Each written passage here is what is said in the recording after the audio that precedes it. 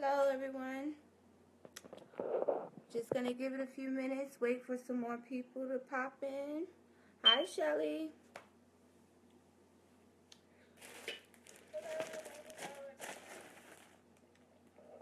Just gonna give it a few minutes, wait for some more people to pop in.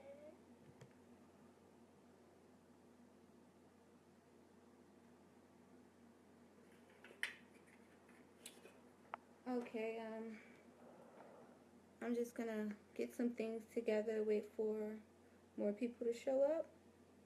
And as you're coming in, just type in where you're chatting from, what state you're in, or country for that matter.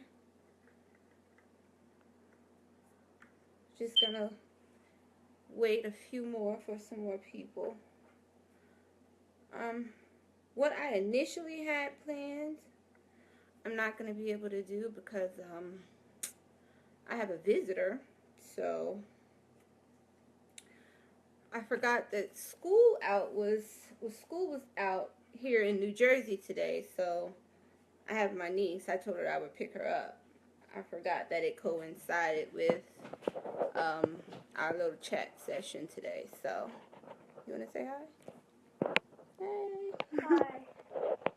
So we're going to try to run through as many questions as we possibly can within about an hour or so. And I'm going to try to give out as much information as I possibly can. And this will just be the first of many more to come. I'm considering doing a boot camp, so we'll see how this goes. All right, hello, everyone.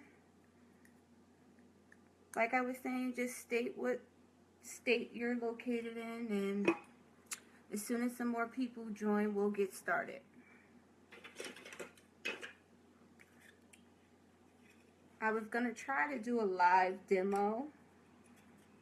I'm not going to be able to do that, but I'm going to go in depth and talk about the process as much as I can. Hey, Cali. Oh, yes, I love California. Virginia.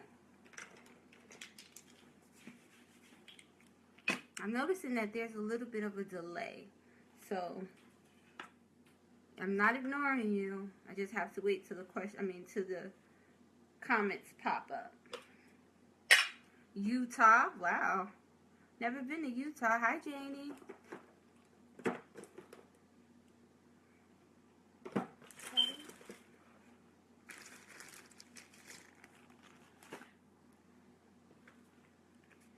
So, thanks for the response. You guys were awesome because look at here. We have lots and lots of questions to go over. 2 pages worth of questions. And then we'll go over that first. And then I'll take questions in the comments. Just so I can kind of make sure that I get to everyone and cover as much as I can. She does? Oh. That's my pumpkin. She says her sister watches me on the YouTube channel that I have. So, yes. Oh, I love New Hampshire. Speaking of New Hampshire, my buddy and I, we just took a drive through one of the reservations located here. And the colors are beautiful. Beautiful, beautiful, beautiful. I love Utah in the fall. I mean, not Utah, I'm sorry. I'm sorry, Dawn. I love New Hampshire in the fall. So right now we have about 8 people. So I'm going to give it about 2-3 more minutes to see how many people show up. And then we're going to get started. Wow, Australia. Oh, that's cool. That's on my bucket list of places to visit. Hi, Nikki. Hi, Carolyn. Can you go get Auntie a piece of tissue, please?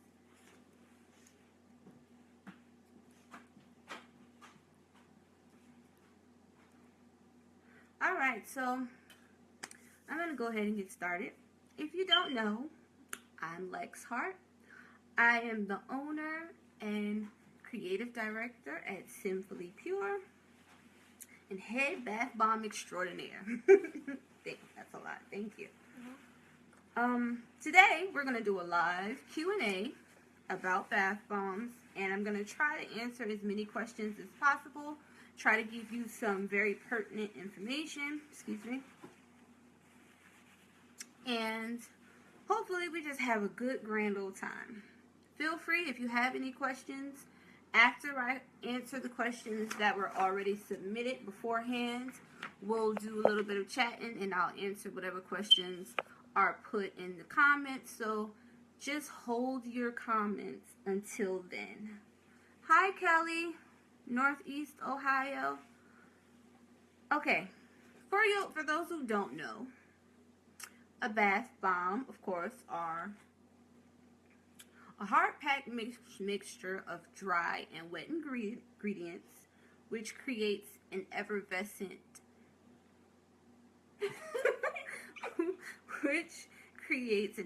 effect once it's introduced into your bath water. Now, a bath bomb can impart several different ingredients into your bath water, whether it be botanicals, other beneficial additives, as well as making the water soft and soothing the skin. So that's what a bath bomb is. And depending on what you put inside of your bath bomb ingredients. Hi, Tina from Durham, North Carolina. Are you okay? Did you guys get hit by the storm? Back to what I was saying. Depending on what you put inside of your bath bomb, it can be very beneficial to your skin and different ailments you may have, as well as soothe muscles, you know, from a long day of work. A question that I seem to get a lot of times are, yes, they are, unfortunately. Lush has an approved utility patent on the bath bomb process. The process of mixing the citric acid in a 2-level product. Not just a regular bath bomb that mixes baking soda and citric acid, but the fact of having the inside, whether it be an embed or another smaller bomb, and the outer bomb, they have a utility patent on that. Stop. So, technically, if you were to make those, you know, they would have the right to go after you. It's up to you if you want to venture into that. I can't tell you what to do. I can just give you the information. Go answer the phone.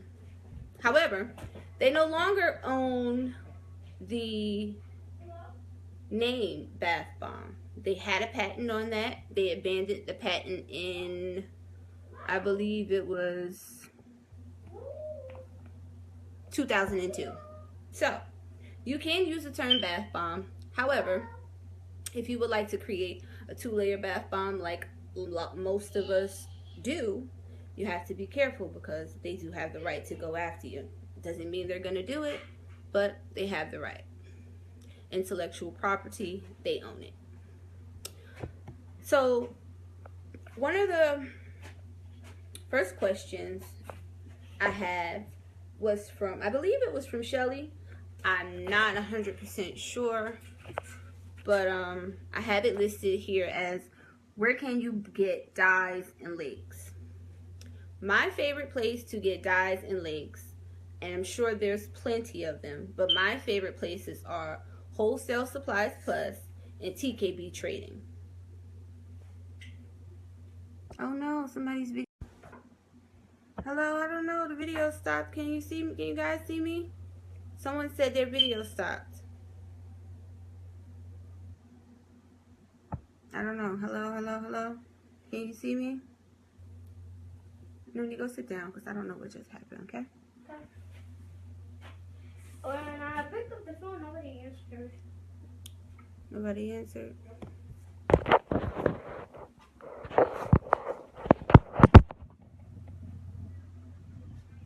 don't know what just happened.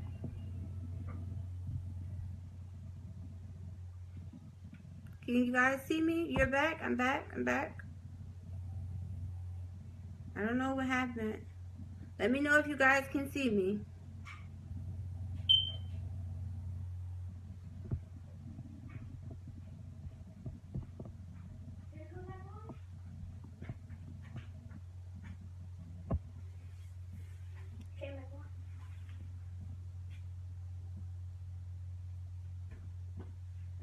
Says hello or video interrupted.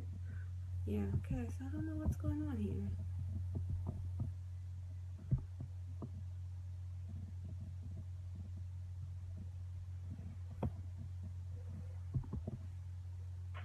Video interrupted, video interrupted.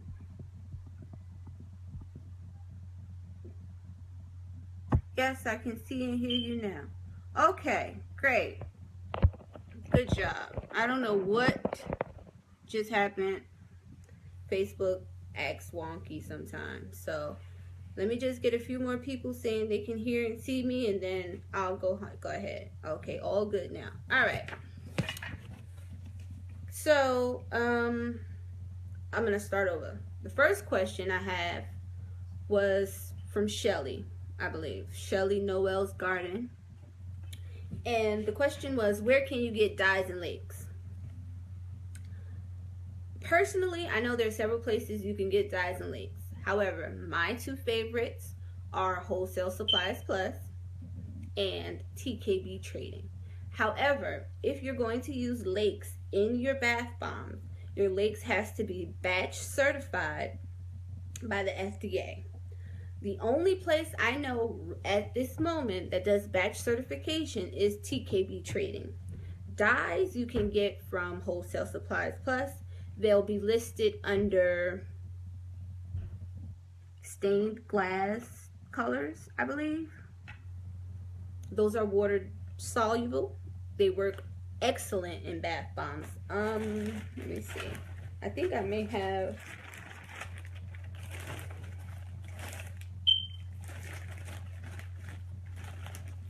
I thought I had some embeds that I used the stained glass color, but I don't.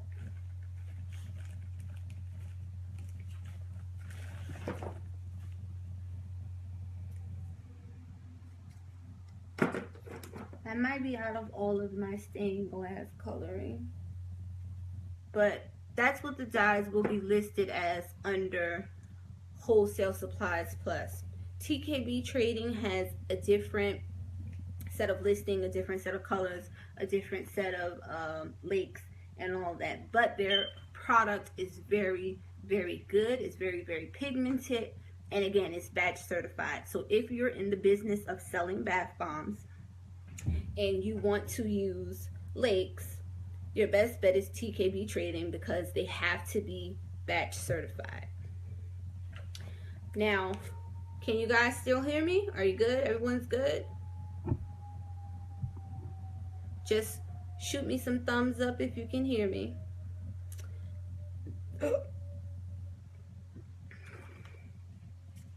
I'll wait a few minutes, see if I get a response. All right. Yes, yes, yes. Okay. Love those thumbs up. All right. Moving on to the next question. The next question, again, was from Shelly. And she wanted to know, are lakes water soluble or oil soluble. Here's a common misconception, and I've been guilty of that in the past too, of saying that lakes are water soluble. The thing is, lakes aren't soluble at all, meaning they do not melt. However, they are water and oil dispersible, meaning that when mixed with a third-party ingredient, the lakes disperse evenly and tint whatever that ingredient may be. It could be glycerin, it could be propylene glycol, it could be sucrose, which is a mixture of water and sugar, it could be oil, it could be plenty of different ingredients. So yes, they are dispersible, which means they evenly tint whatever that ingredient is. However, they are not soluble. They do not melt.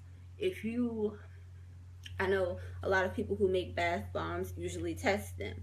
So if you ever test your bath bomb, you'll notice that when you use a lake, there'll be fine granules of color at the bottom of the tub. They don't stain, they don't cause a problem, but that's because it doesn't fully dissolve. Did that answer your question, Shelly? Give me a few thumbs up if it did, and we'll move on to the next one. Or if you have anything you want me to go in depth about those two questions, let me know.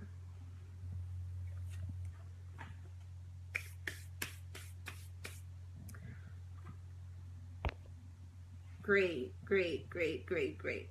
All right, so the next question is, should I add citric acid after all other ingredients? You're welcome, Shelly. I've noticed that for myself, it doesn't really make a difference if I add my citric acid during the dry phase, during the wet phase, or after I've incorporated everything else. The problem is keeping your moisture content at the correct level so you don't activate your citric acid and the baking soda once it's blended together. If you've watched any of the Lush videos, and I think I've watched pretty much everyone that they have to offer, they do it both ways. They add the citric acid at the end, and they also add it together in the mixture. So it really doesn't make a difference. I guess it all depends on preference. What's better for you? If you think you can control your wet ingredient level more so before you add the citric acid, then do it that way. If not, then you can do it after. You okay? Mm-hmm. Okay. But it doesn't really make a difference. I usually mix my baking soda and citric acid together, and then I add the rest of my ingredients because that's easier for me. I usually master batch my baking soda and citric acid before I go on a bath bomb spree because I usually make a lot at one time. So that's generally what I do. It's all about preference. It doesn't really make a difference. The next question, which is a big one, how to get rock hard bombs that float. Now, here is one of my bath bombs.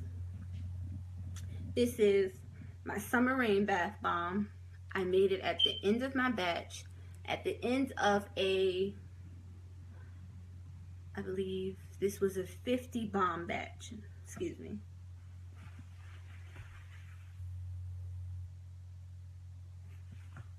This was a 50 bomb batch, and generally at the end of my batches, I mix everything that's left together because sometimes you have leftover, you have overflow, and it doesn't really have enough to create a full bomb if you're doing mixed colors or zebra stripes or whatever the case may be.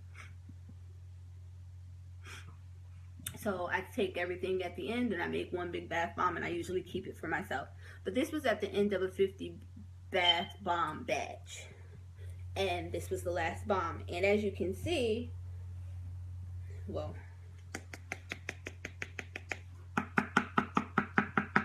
It's rock hard. So, I'm going to tell you how I get a rock hard bomb.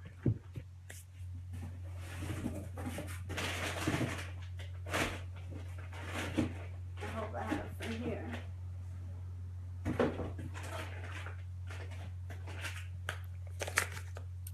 Clays.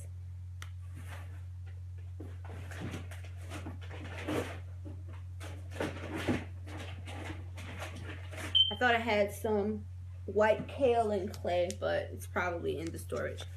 Clays will help you get the hardest bomb of your life.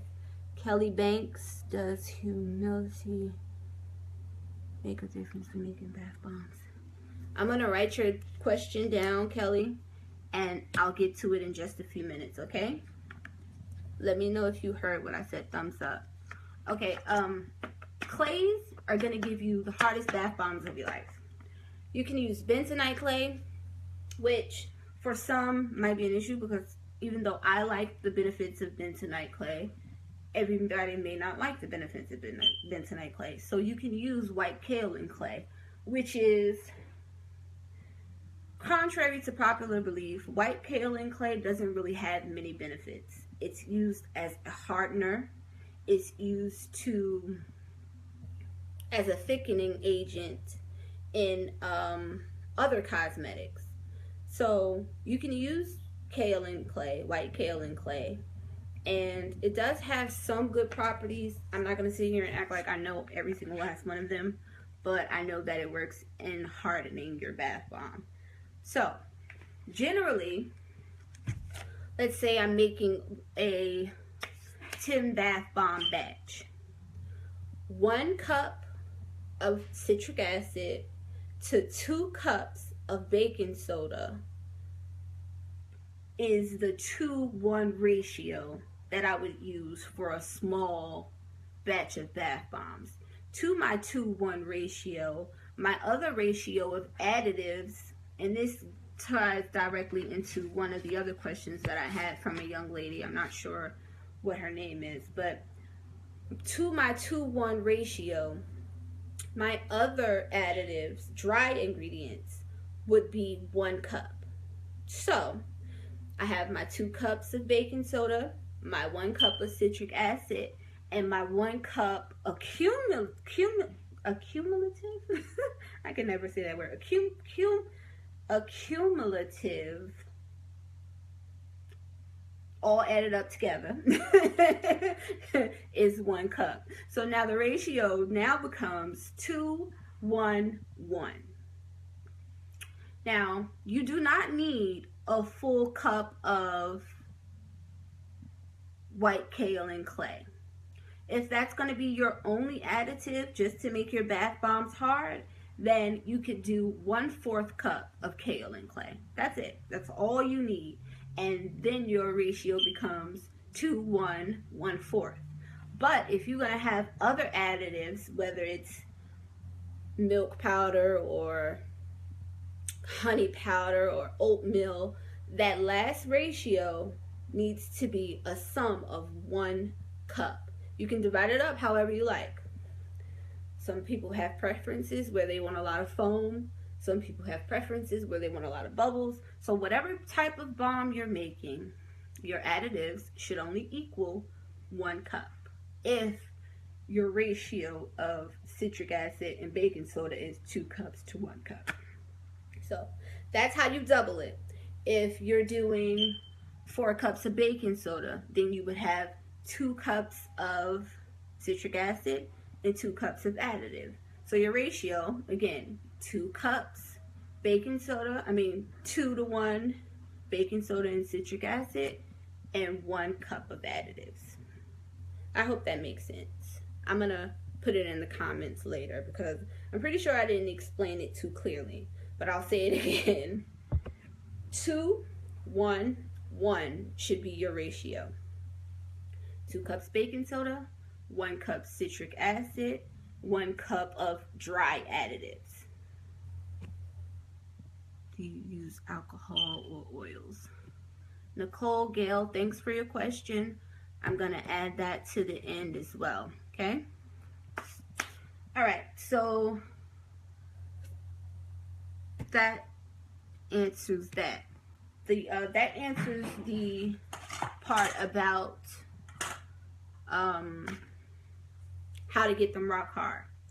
How to get them to float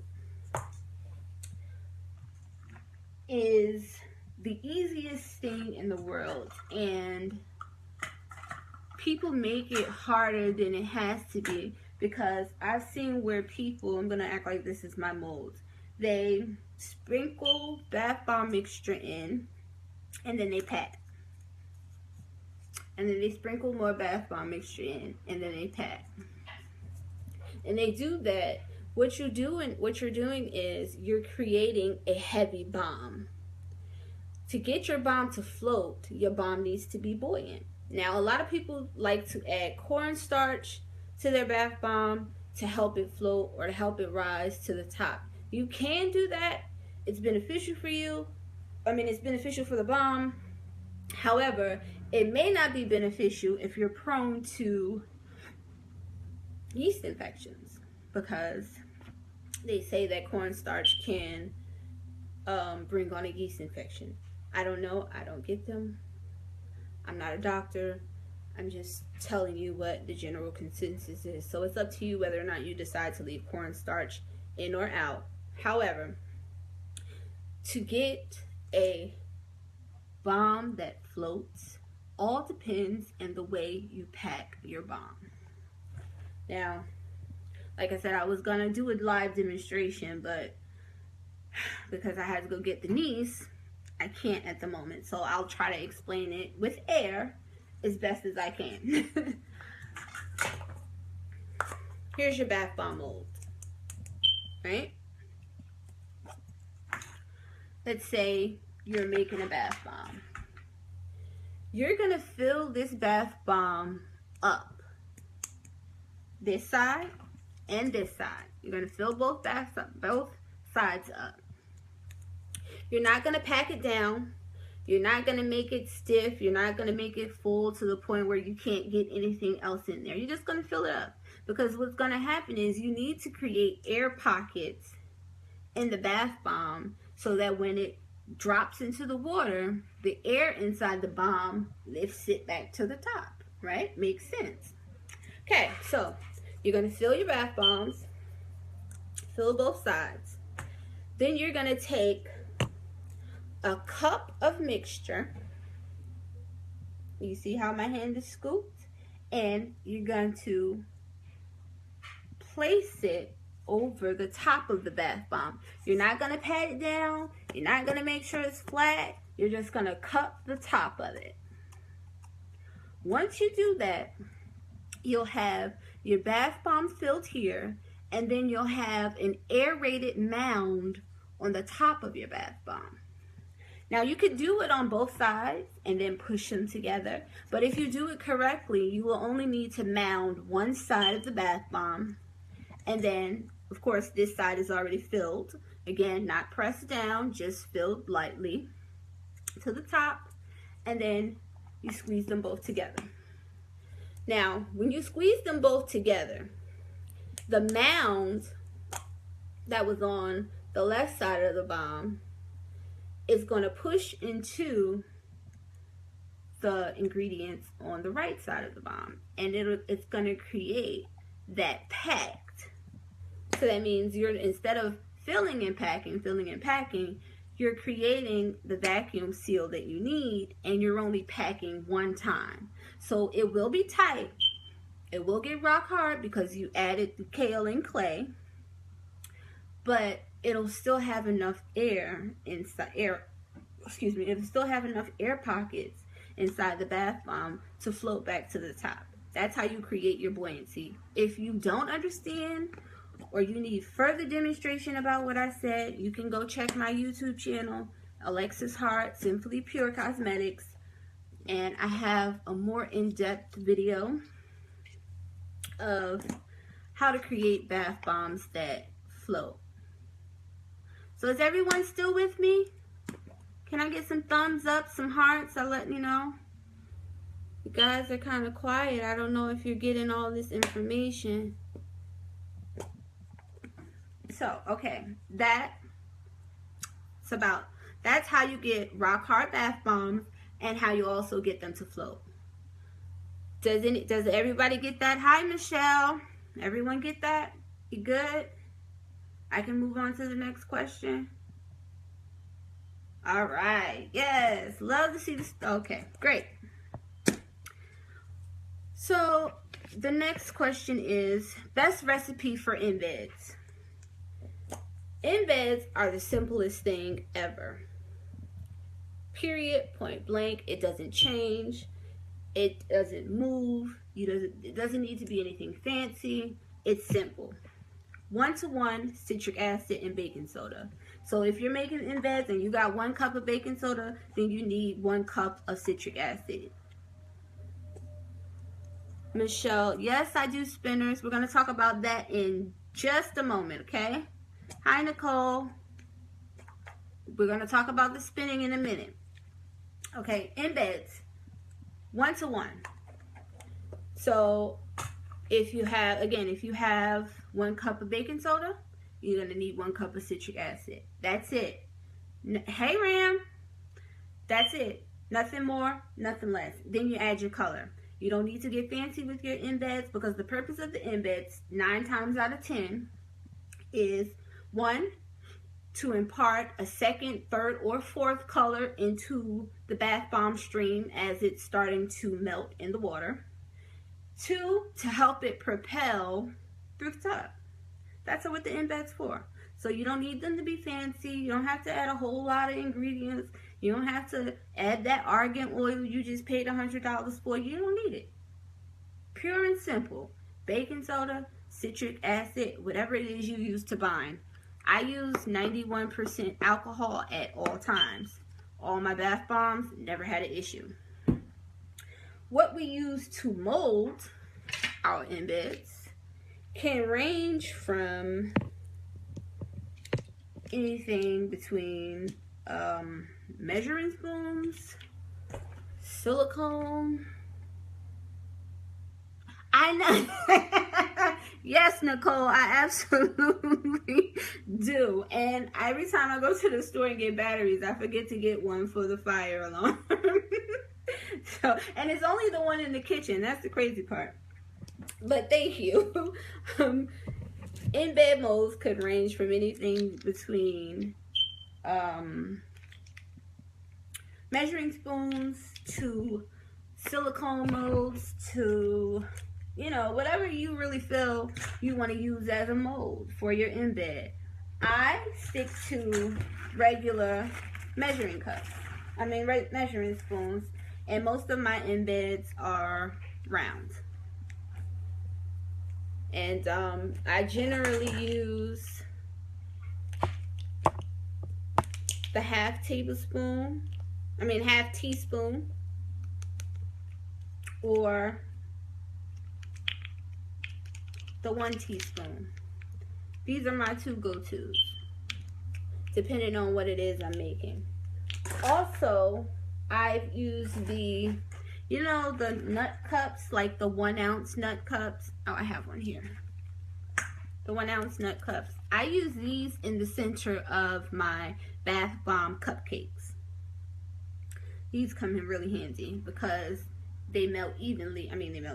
They distribute, cover evenly when you put the base of the bath bomb cupcake in there. So you can use those as well. Again, embeds don't need to be anything besides 1 cup citric acid, 1 cup baking soda, and whatever you use to bind the 2 together. That's it. It's that simple.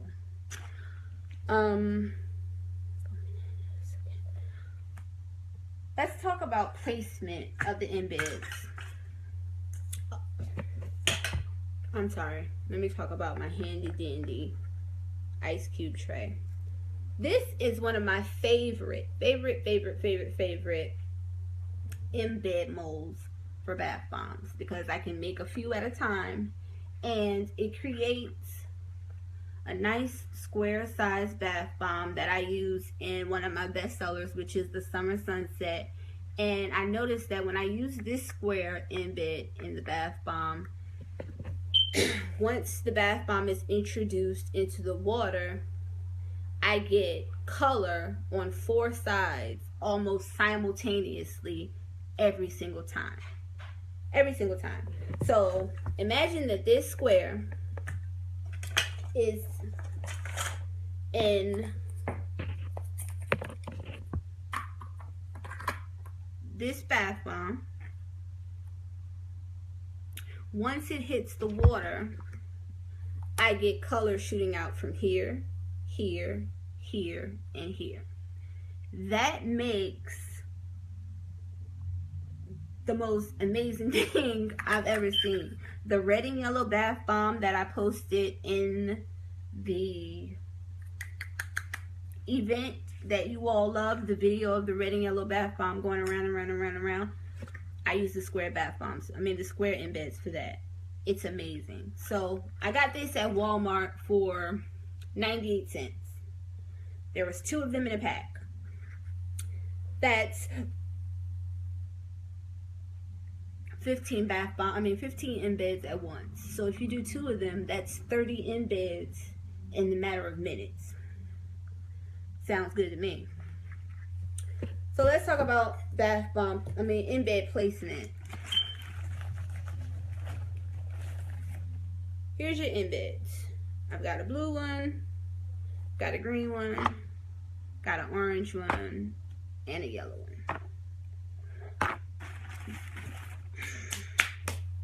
This goes back to how we were talking about the bath bombs needed to be molded in order for them to float.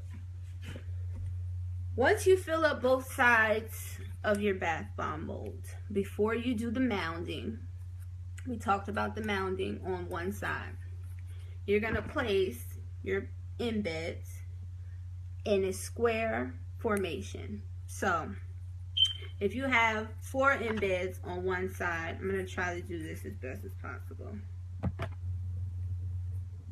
If you have 4 embeds on one side, I like to put embeds on both sides of my bath bombs.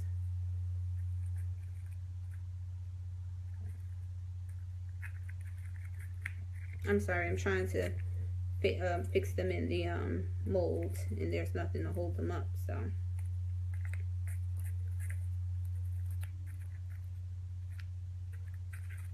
It's not working. Okay, so let's do it like this. Here's your mold. You're gonna put, fill your molds with mixture, and then you're gonna place your embeds in the center of that. So it's gonna create a little hole.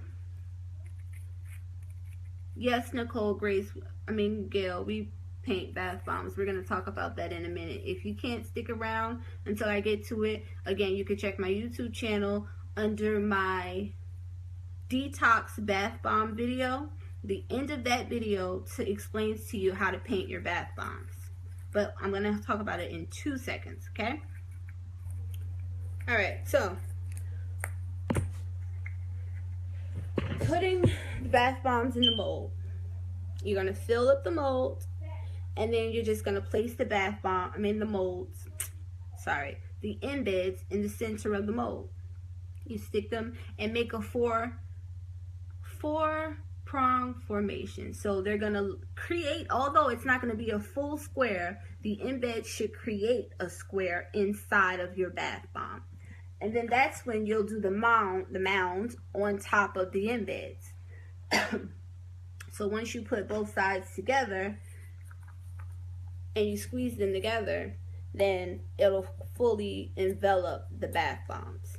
Now, here's the tricky part. You don't want your bath bomb mixture to be too wet, because what you can do is, number one, you can activate your bath bombs or your embed, or the wet mixture will cause your embed to activate, and it'll split your bath bomb in half, and you don't want that, because you'll think you'll have great bombs, and then next thing you know, you got a bath bomb that has a crack down the center because the gases from the embeds being activated is trying to rip those bad boys apart. So that's the only thing you have to watch out for when you're doing your embeds, is making sure your mixture is not very wet. Again, you need to create a box. So you're going to have four embeds on each side. Okay? You're going to have one here, one here, one here, and one there. There should be a small gap in between the in between the embeds. I'm sorry, this phone is falling. There should be a small gap so that when you mount it, it encapsulates the rest of the mixture. Encapsulates each embed individually. So are we good on that? Everybody understands that? Can I move on? Does that make sense? Thumbs up. Can you still see me?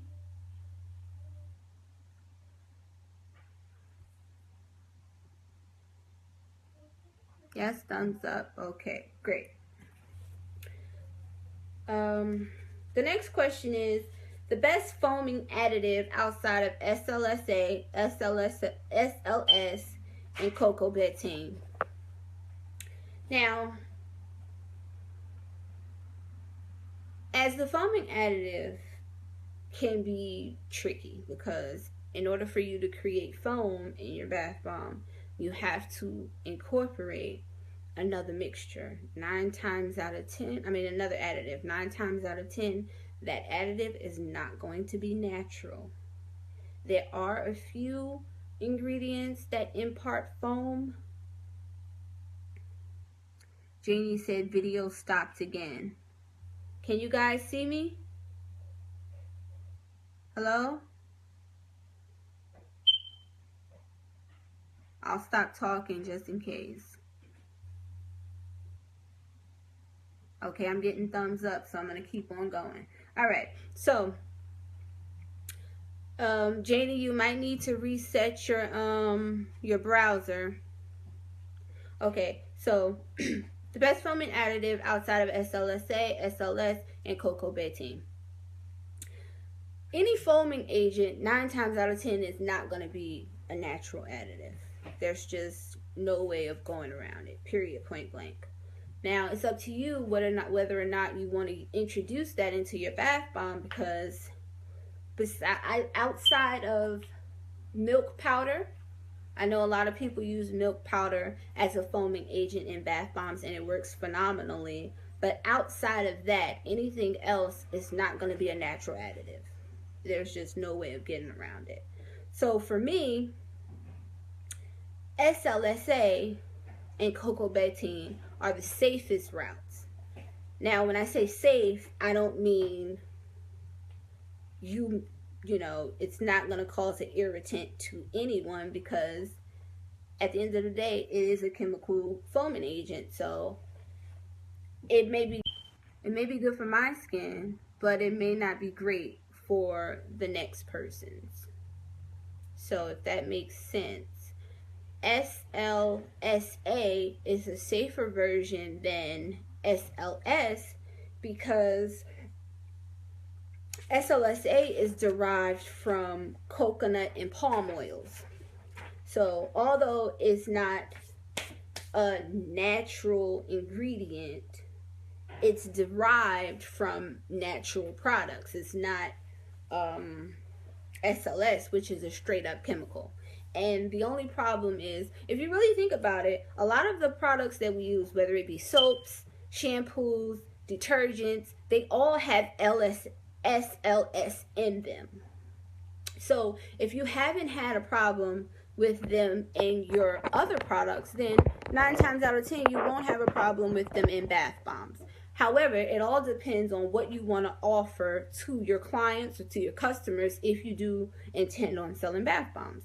And for some people, it's just not great. And to be completely honest, most other companies use SLS because it's just cheaper. It's a cheap detergent. It's a cheap foaming agent.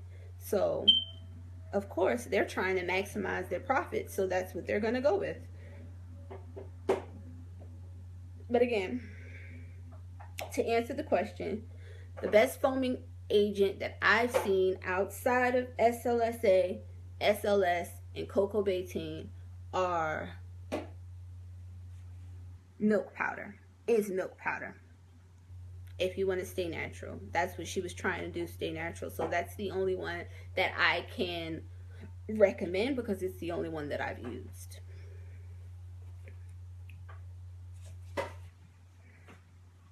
The term natural, Nicole, is very subjective, really, because everything has a chemical makeup. Everything is a chemical.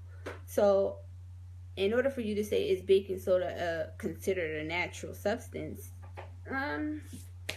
not really. What are you over there doing?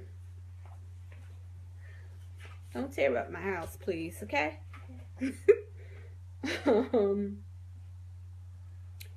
So how do you get the botanicals to stick to the top of your bomb?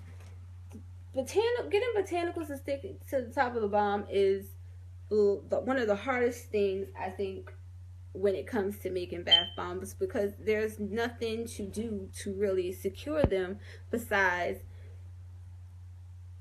if you add a little bit of the bath bomb mixture to the mold first and then add the botanicals, just a small amount, not a lot, then add the botanicals, it gives the bath bomb, it gives the botanicals the chance to get stuck in the bath bomb. And then once it's dried, what I do is, once the bath bomb has dried and the botanicals are on the top, I spray it again with a little bit of alcohol so that the top is wet but nothing else is wet, and then it dries again so they get a little bit more stuck inside. But again, I'm using 91% alcohol, nothing less. If you can use something higher like 99%, even better, but anything less than 91% is going to have entirely too high of a water content.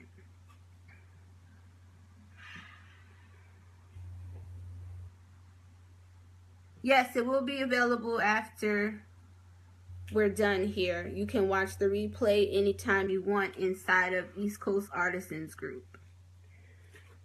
Yeah, so that's how you get the botanicals stuck on top of it. You just add a little bit of mixture to the mold first, then the botanicals. I mean, really just a tiny bit.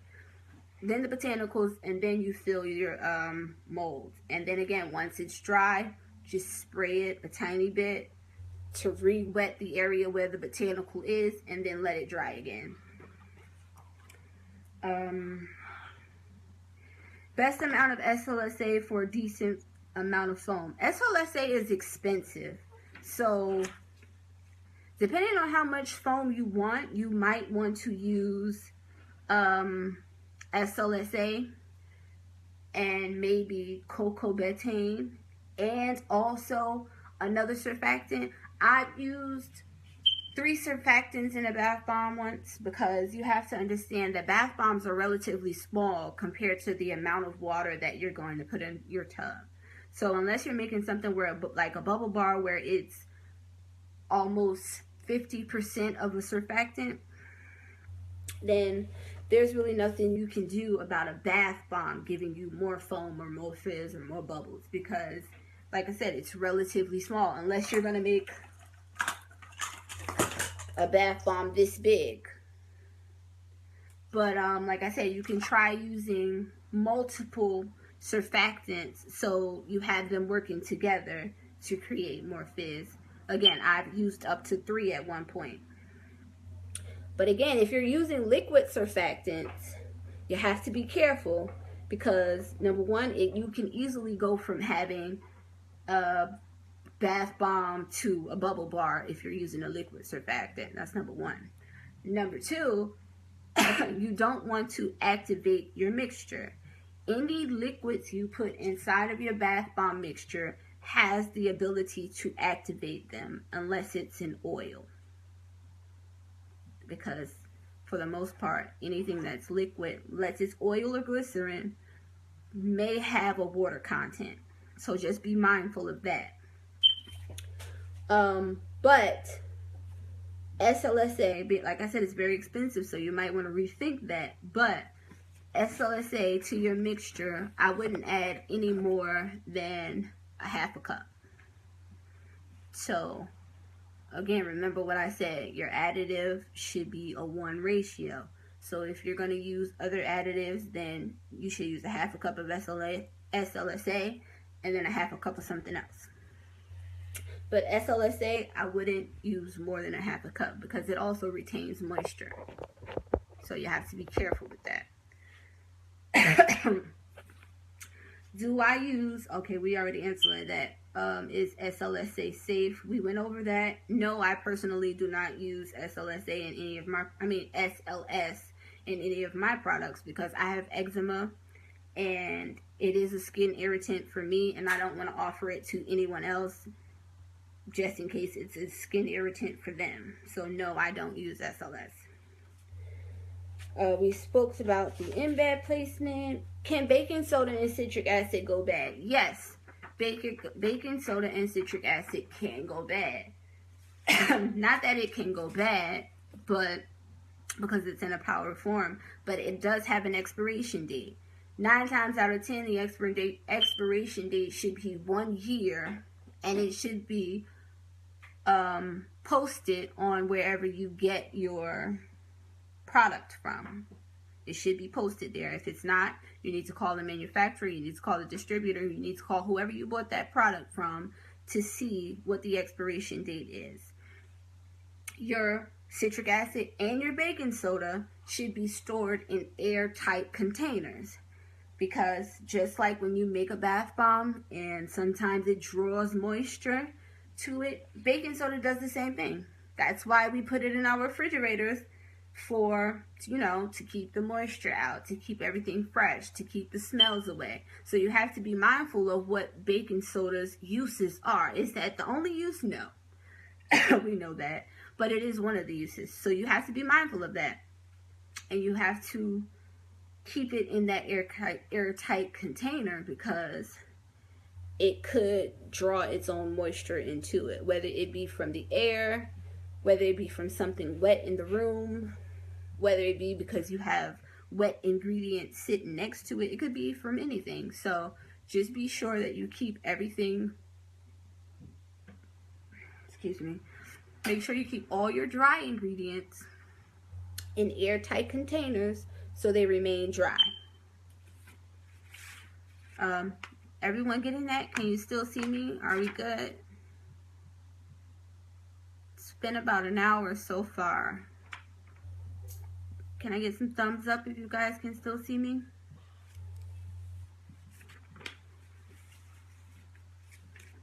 Great. Alright, so the next question is how to make beautiful colored, heavily saturated bath bombs without 1, staining the tub, and 2, having the color float on top of the water. That's where lakes come in. Here's my lakes. I got these lakes from Wholesale Supplies Plus. And I literally can use these 3 colors to create a plethora of colors because they're primary colors. So, oh, and I have an orange one here. So I can use those 3 colors to create a plethora of colors because, again, they're primary colors. And that's how I get my colors to not stain my tub. Here's my color tray. You see all my colors? That's not even all of them. But I have those colors. And most of them are lakes or bath bomb colors. Like these in the small jar are bath bomb colors that I got from Amy's soap box supplies. Soap supplies or soap stash. I'll place that in the comments too. She sells bath bomb colors, which are FD&C dyes mixed with cornstarch. They're good colors, however, they're not very pigmented. No, lakes are not micas. Lakes food dyes. Are you asking about aluminum lakes? Yes, lakes are sometimes used in food dyes. They are for food, drugs, and cosmetics.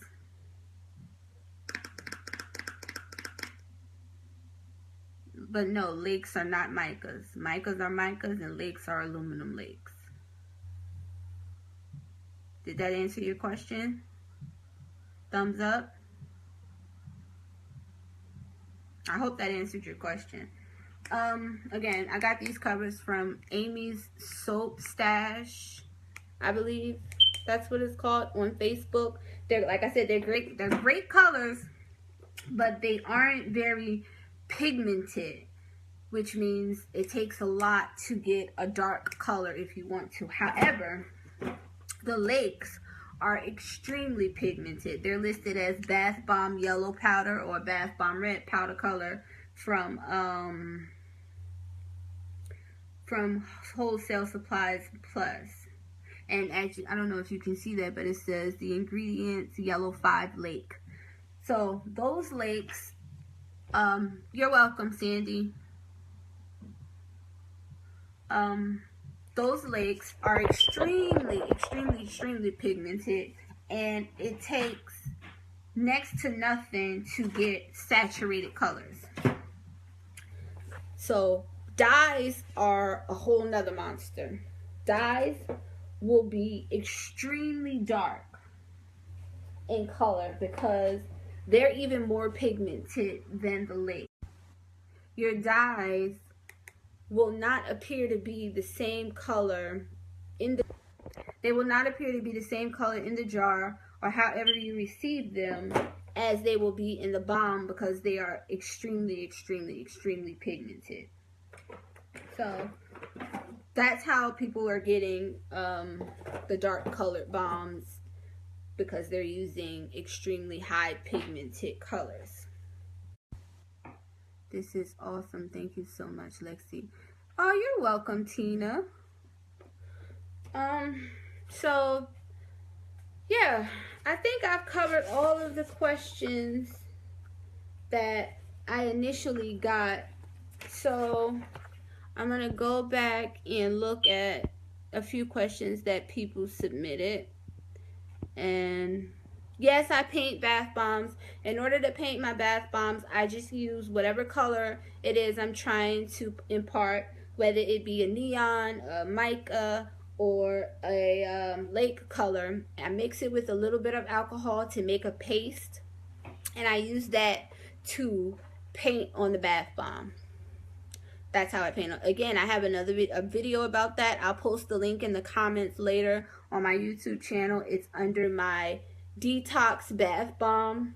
The end of that video, I explain how to paint on bath bombs.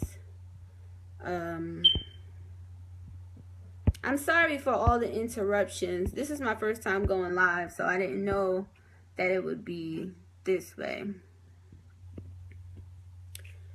Yes, you can use micas. You will need to add polysorbate, which is an emulsifying agent, so that the mica will disperse. If not, your mica will sit on top of the water. Also, when you're adding oil or heavy butters to your bath bomb, you need to add polysorbate, whether it be 20 or polysorbate 80, because if not, your oils and butters will sit on top of the water. Polysorbate is an emulsifying agent, and it helps the oils and the mica, only mica, evenly disperse into the water. Yes, the embeds make them spin, because your bath bomb, the full bath bomb, is going to be one set of ingredients. The embed is going to be a separate set of ingredients. So once the water actually touches the embed, that's what's going to get it to propel and spin through the water. I've been up here, been talking and running my mouth for about an hour. I'm going to answer a few more questions, then I'm going to get ready to go and take my little bugger home. Yeah, you got to go home. You got school tomorrow. I think I answered everybody's question. You're welcome, Nikki. Did you guys enjoy this? Did I get to everything? Again, I'm sorry for the video keep stopping. This is my first time going live. We'll do better next time. Where should you place the embeds on a flat shaped bomb to make it spin? Good question, Lindsay. If you're making a flat bomb, I have some flat molds here. If you're making a flat bomb, here's my flat butterfly molds, right? Here's my flat molds. In order to get your bath bomb to spin, your mold should be placed in tail ends of the bomb. Can you see that?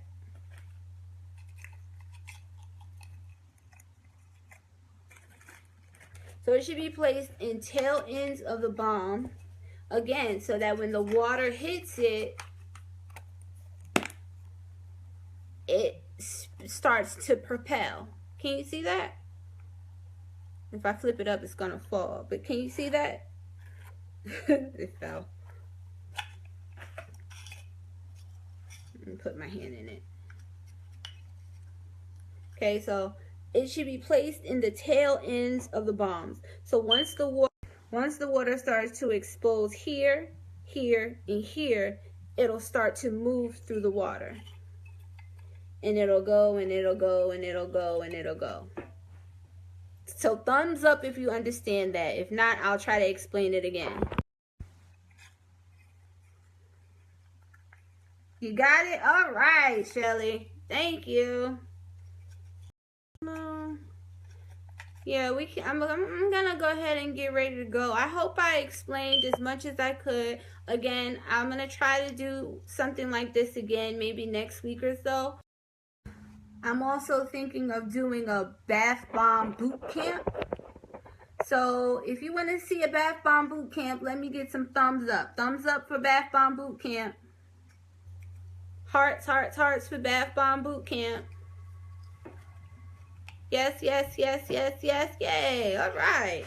So yeah, I'm going to be working on that. Hopefully sometime before the year is out, I'm going to try to pair with Connie so we can offer you more information than just bath bombs, maybe bath bombs and soap or something like that. So look forward to that. And I'm going to get ready to go because I've been talking for a while. And I thank you all for sitting with me. I thank you all for chatting with me. Thank you for your questions ahead of time. I hope I was as informative as I could have been in the short amount of time that we were talking. Thank you, thank you, thank you. Oh, you're welcome. So again, thank you for joining me. If you have any extra questions, post them in the comments and I'll come back in a few and I'll try to answer anything. And I'll see you next time, guys. Okay, right? Thank you, thank you, thank you. Bye.